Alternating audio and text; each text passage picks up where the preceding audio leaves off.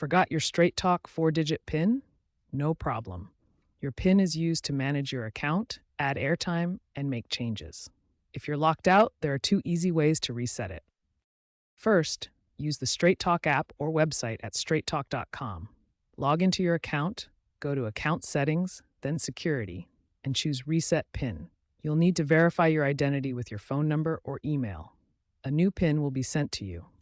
Alternatively, call Straight Talk customer service at 1-877-430-2355. Have your account details ready, like your phone number and last payment method, for verification. The agent will reset your PIN, and you'll receive a confirmation text. To keep your Straight Talk account secure, choose a strong, unique PIN. Avoid easy-to-guess numbers like 1234.